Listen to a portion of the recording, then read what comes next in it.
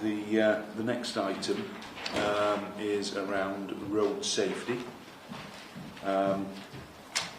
Just again quickly before sort of handing over on this one, in terms of the preamble to this report, but it's important to reiterate that certainly when we undertake our survey work and the meetings that I undertake publicly and through various forums, road safety is always up there as one of the main issues. And last week was a good example around being in Ilkley Parish Council one night and at the Wakefield Area Committee a few days later, and some of the same issues came up around road safety. So it is a priority within the police and crime plan. As you know, I have helped the force invest into ANPR, automatic number plate recognition technology, and again through the Safer Communities Fund, where we had one of our grant rounds focused around road safety issues, 15 projects among the grant rounds supported, and as we know, issues from speeding to dangerous driving to bad parking, these are all things that affect people's sort of perceptions of what's going on our roads. And I'm sure, as you will touch on, unfortunately we have seen the turnaround of a long trend of reducing fatalities and major incidents to one that has quite dramatically started going the other way, and I think that's a national trend. It's not just in West Yorkshire, but I think it's one that clearly must concern us in that regard. And I accept it isn't just a policing issue, but Tim, I'll hand over to you at that point. Thanks. Yeah, thanks. The report sort of intends to give you an update on a previous briefing that we've had here last year, but then look forward to some emerging issues. I think you're absolutely right. You look at 2018 and the data, although we haven't got the final numbers, whichever way you look at it, there's been a distinct rise in the number of fatalities, unfortunately, as a result of road traffic collisions. Sort of our raw data thinks that we had 78 fatal road traffic collisions, which resulted in the death of 85 people, and that's double the levels in 2017, and as you said, it's higher than the last 10-year average. It wasn't just because of that, but obviously as a response to that as well, we've had a refocus in 2018 on roads policing. There's a new superintendent. We've created a post to lead the strategy on, that's Mark Jessup, but put somebody formally in to do that. The traditional or the work we've done in joining Safer Roads and Neighbourhood Support into a phrase that SRANs that have been heard with now, with some extra funding, being able to unpick that and try to make roads policing officers recognised, tasked as road safety specialists. So we've refocused on that. And then there's the work on going through the Safer Roads group, and we're looking at that data for the 2018 deaths, but to look at where we can refocus the 3 E's, if you're in the road safety world: education, engineering and enforcement, and just reminding us that it's not just enforcing our way out of this, we have to work with our partners to do that. And we do now have a new strategy for West Yorkshire that we've produced for our staff to follow. In terms of, just if I can, picking up on some of the ongoing work and the highlights, then you mentioned earlier the ANPR. We invested in both staff and cameras in our ANPR, automatic number plate recognition, for those that don't understand the acronym. And I would say in West Yorkshire we've one of the best infrastructures in the country now, enabling us to tackle crime through that. And then in addition to that, we've also created the recruitment for the uplift to the proactive intercept team. So that's now just about fully staffed. They're just being put in now, so that will increase those numbers to 2 sergeants and 24 and they are dedicated teams who enforce the roads, and they work together as a team. So rather than them being separated on the roads around the county, we task them to the priority areas, and they work in groups of 8 to 10 officers tackling road safety issues. So we're about to be able to do that properly, so thank you for the investment in that. We really have got to focus still on the fatal 4. They are the main contributing factors to fatal and serious injury collisions, and those fatal 4 are excessive speed, drinking or drunk driving, failing to wear a seatbelt, and the use of a mobile phone. That's the most common, but a distraction offence where you're distracted from the road. We've seen, unfortunately, a reduction in the number of prosecutions for mobile phone and distraction offences. We think some of that's because people are now hiding the phone, using them on their lap, but that's potentially even more dangerous. And so we're starting to look at more innovative ways at tackling that. So we've put police officers on a public bus so they can see down on drivers, and then they call in other people to deal with the offender. There's an operation called Tramline where we deploy an unmarked large goods vehicle onto the road network, and again use that to spot people who are breaking the law and using their mobile phone. And the good work we've done on that has actually led to Highways England giving us some training back as a response to that, so that we're training people in some driving licence qualification. In December, we were able to issue new roadside breath testing kits, and so that every marked police vehicle now in West Yorkshire has got access to a brand new kit.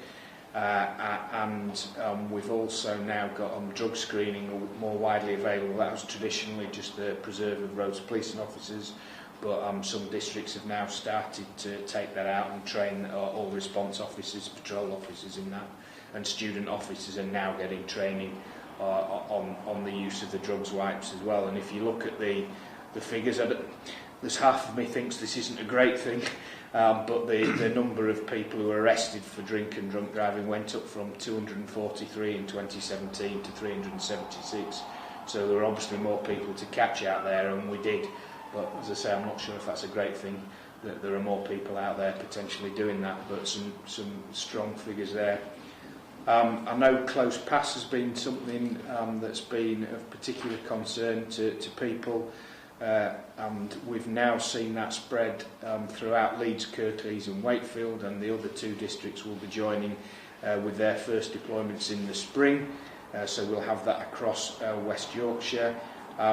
Most people who are stopped under this with the enabled policing teams elect to get roadside education input, so they're given advice there and then, but some people say no, and we have taken people to court. When they went there, they eventually elected to attend a course rather than go through to points, but we will take people to court if necessary on that. And we're also now about to introduce that with the equestrian community as well, because there's a version of that you do with those that are using horses, and obviously our mounted section are key partners in that as well. And now then the horses have been let back out, of course, today. It's quite topical, but anyway, it's another matter. Yeah, we won't be racing down the road. Right, we don't. Okay. And then I'd just highlight the work that ongoes in the Casualty Prevention and Central Process Unit as well. They're the people who undertake the speed camera enforcement on behalf of us with both the mobile and the fixed cameras across West Yorkshire.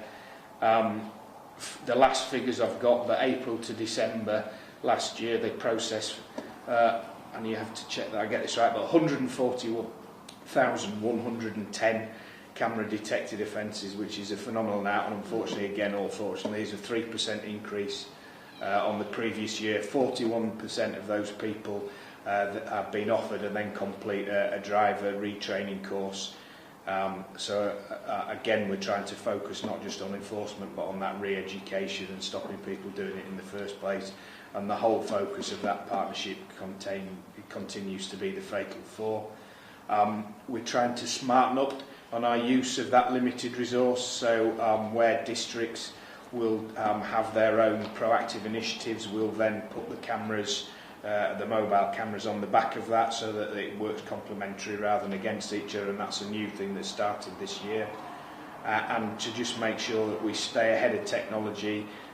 We're replacing the wet film, the analogue cameras, so that they will all, there's a process now to make sure that they're all digital cameras, which if you're speeding is bad news for you, because it means we'll be able to take more images and the film doesn't run out, but will then probably create more offences for the unit to deal with in the future. And just a couple of other things, insecure roads and the Operation Mainland. These are partnership operations that we've done with the Health and Safety Executive and Highways England and others, where we pick on specific sites. The insecure loads we're particularly targeting, and there's a problem around the country here with this, where hauliers are not securing their loads properly, and if you drop that on a motorway, that causes massive disruption and economic loss, as well as obviously being a danger to those other road users. So we've done quite a lot of work with them, and we've now got officers who are trained in being able to prohibit that. And then the mainland is Operation Mainland's about upskilling our new officers in the naval policing so they understand the ways of dealing with road traffic vehicles and the con and use offences that were very dear to me many years ago. And finally, and I know the public will be interested in this, about the dash cam and allowing people to bring dash cam and GoPro footage to us more easily. It can be done at the minute, but it requires people to attend in person at a help desk, and what we're in the process, and finally getting there. I know it's been a long and tortuous process, but finally getting there where we'll have a solution where people can submit this electronically with, and they'll be able to do the statement and all the footage electronically. There'll be some conditions to that we'll set out beforehand, but then that will mean that it comes automatically through to the police and we'll be able to deal with that. And I am hopeful that that should come in this spring, and this spring, not another spring. And as I say, I know it's been tortuous, but there have been some technological issues to overcome. And I think that sort of highlights across a broad range of issues that we're dealing with.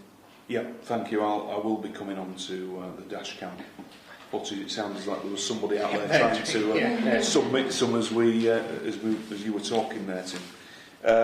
But no, thank you for that report and update. You might have already sort of addressed this, but it's really just to clarify the figures of those killed and seriously injured on West Yorkshire roads, broken down by district if possible, and really looking at future updates on that as well. Yeah, we break the numbers down into the collision itself and then unfortunately the number of fatalities that were in it. So I'll run through just for clarity. So Wakefield had 18 collisions with 18 fatalities. Leeds had 27 collisions with 30 fatalities. Kirklees 14 with then 15 fatalities. Calderdale was 4 collisions and 4 fatalities, and then Bradford 15 collisions with 18 fatalities, which unfortunately shows that every district has been hit with both that horrendous fatal collision and the subsequent fatalities as well. That is a significant rise, I think, as you mentioned earlier, Mark, and we're not alone, but clearly that's something that we are very concerned about, as it's such a significant rise. Yeah, and there'll be some other analysis around those as well, won't there, around the incidents, because clearly every incident will have its own background. And as well as the police looking at it, we do work in partnership with Leeds City Council. They provide an analyst, and we'll look at a number of factors. As I said earlier, the fatal fall normally occur in there, but we'll look at, is there an engineering solution, as well as is there enforcement, or what are the factors that contribute, and how do we stop that in the future? And as you say, the potential really for the use of a mobile or a device is a big one, because virtually everybody will have a mobile device or some form of potential distraction, and most of the incidents is an element of that involved? Is that the majority? Or? I think still excess speed would be at the top of that, but mobile phones and distraction has seen a growing number of incidents, and it's certainly part of our education with young people. As you say, they've grown up, you know, using it's part of the right arm, isn't it, for most young people these days? So it is about education, that actually this is in an environment where no, you can't have access to your mobile phone, and it is better to lock it in your glove box and not be distracted by it. Yeah, and we funded a while ago, didn't we, one of the Safer Communities grants, one of our colleges in the Wakefield district to produce a DVD, called it All End in Tears, and really that was, you know, telling the story of basically interaction between parents and children and use of mobiles, and you know, we need to revisit some of that stuff really, and also there's another one called Strap Me, Not Wrap Me, and also work with Break, who are the national charity based in West Yorkshire. Yeah. So it's one that we constantly need to revisit and re-advertise. Yeah. I mean, just on that, the sort of break-related type issues. So, obviously, support for victims and families where there are fatalities or life-changing sort of injuries. Can you tell me more about how the police work with the NHS ambulance services in the immediate aftermath and incidents and in the longer term? Because again, unfortunately, I do get to, well, I think you yourself, Tim, alerted me to a pretty horrific event recently on the M1. Yeah. Yeah, the families will and I know this might be subject of later conversation, will get allocated a family liaison officer. I do think, however, you raise an issue that on the back of the question I will want to go away and do a bit more work on, because I'm not convinced we're as tight as we could be with the ambulance service. And reflecting on it, we have very strong relationships with the fire service, who are part of that road safety partnership group, but the ambulance service aren't. So I do think this is one area we could tighten up on, you know, being honest. It's something I've made a note of, and that I will be wanting to pursue further. I'm sure it goes on, but I don't think it's as structured as it could be, and I think we could tighten that up. So that's an action for me to take away, to have a look at that in the future. Perhaps we could discuss it tomorrow at the yes, at the Tri-Service. Yeah. Board. Yeah, so that's the Tri-Services collaboration. We have fire and rescue and the ambulance service. So, yeah, it's definitely one, isn't it? For, yeah. for I mean, arena. I'm confident that the police will provide a good victim care, you know, in line with the Victims Code, and certainly in fatal road traffic collisions, there isn't a family liaison officer appointed, and really maintain good quality contact with the victim. I just think the specific about tightening up with the NHS is something that we could probably look at. I don't want people to think we don't provide that care, but I do think there could be a gap to fill there. Okay. I mean, it leads on to something else I was going to ask around the role of family liaison officers, who are key personnel and staff in my experience. And again, on a recent visit to Break, heard some of that joint work that goes on.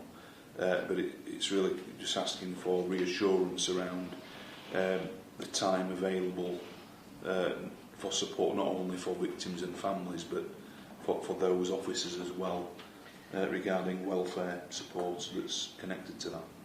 Yeah, the family liaison officer is a voluntary role, and I think it will always have to remain so, because it's critical, and it's a really draining role, I think, for the officers that are involved.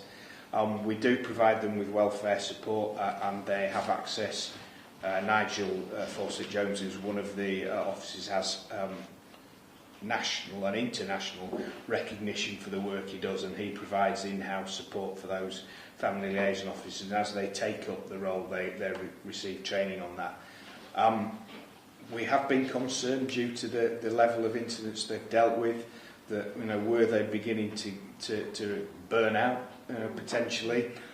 So there are people who are specifically trained in roads, traffic, family liaison, and then there are other people who are trained in family liaison for other roles, and so we have co-opted some of those across and used people so that we don't burn them out. But the majority of fatals will get, in fact I think pretty much every fatal last year got a roads police trained officer to deal with it, but we do monitor their workloads and we will move people across to assist them because the role can be really, really draining. Yeah, okay, thank you. And and I have, as I say, I've gone over to Brake, and I think some of the family liaison officers were there and heard some real stories around the work. So, I really appreciate the dedication and the work that goes on. The dash cam footage, which is something that I have raised on a number of occasions previously, because, obviously I get contacted directly by members of the public about this, but also when I've attended other national events, we hear of examples where this has been happening in some of the force areas, and I know it's not as straightforward as that always, and it's always often related to sort of technology, IT, but also the systems and the capacity that's then going to be required that sit behind that. But really, given that I have been raising this now for the last few years, it's really seeking more information about when you think this will be available to the public, the sort of how it's going to be managed, the timescales, and really just being able to say more about what this looks like, hopefully in the very near future. So what we're aiming for is to get this, enable members of the public to make the report directly, digitally to us, so they can securely upload the media evidence using a secure solution. I'm hoping that yesterday, because I wasn't here yesterday, that internally it went to a project board for the next stage to be approved. So we're about to go into procurement for the system. So obviously I can't say too much about exactly what's coming, but we are at hitting the procurement stage rather than just in the design phase. So the solution will allow a secure, they call it a central repository, where people can upload, can self-serve their digital media, and they exhibit it themselves. So that saves time for the police. We don't have to reformat it or change it, or we don't have to collect it. It'll all come into the one place, and then there's a system by which it will then be able to be triaged. So if the members of the public follow the rules, and there will be clear guidelines in how to submit it, we'll then be able to triage it, and it will then be investigated by experienced traffic officers. There should therefore be a reduction in the need for people to ring us. So it should all be done direct. So the reduction in demand for the 101, that I know is another conversation we've had on several occasions. And I'm sure we will continue to do so. I'm sure we will. Yeah. What we want to do is to bring in a solution that will cover this short term, and then longer term this will fit into a part of a wider picture where we take digital media from the public, because this is just one area of many, but we recognise we need to bring this in, and I know it's not as quick as you'd like, but bring this in the short term so that we can get that digital footage in. It'll then go to these experienced traffic officers who'll triage it, and they'll decide what offences have been committed, and then if there have been offences, then we'll deal with it in just the same way we deal with everything else. So the only difference will be hopefully making it easy for people to submit it to us, and then enabling us to deal with that properly and efficiently, get it triaged and then get it dealt with. The danger, if we don't get all our ducks lined up, is people will submit it and then get frustrated because nothing's actually happening to it. And I'm really keen that we don't have that we get an end-to-end process. and that is some of the delay. But I understand that you're probably frustrated now with the delay. Yeah, but I think also it's right that we get as far as we can the proper processes and resources in place to deal with the potential numbers of submissions that come in. So am I right in saying it'll be through a portal on the website? Yes. And yeah, you're right that in terms of digital interaction with the public, it's part of that journey, because we are seeing more increases in online contact, the live chat, where it's appropriate, and people prefer to sort of access services in that way. And for me, this is a progression of that. But obviously, I think there was something on the One Show last week that sort of highlighted again this, and I think quite rightly there's a public expectation that we will move to providing this service. Yeah, I think some forces have done it very well, and other forces have put things forward and then they've failed, and that's really not where we're wanting to be. We want to be one of those that where it stands up to that public demand, and I think our worry was with what we'd looked at initially, it wasn't going to stand up to that, so yeah, we need to make sure it works. Okay, thank you. Anything? Just a quick one, and maybe your last answer is kind of part of this, but understandably your report and the dialogues concentrated on collisions resulting in fatality and serious injury. However, a lot of the feedback that we get is around the more lower level, antisocial driving, parking, kind of precursor stuff to possibly what escalates to more serious offending. Are you satisfied that you've got resources focused on that lower end as well? Yeah, I think we'll have to triage it a bit. That there's, some of this we need to get into a preventative mindset, because some of these people who are driving badly today are the fatal collisions of tomorrow, and so it's being able to target those in a manner so we stop the fatal.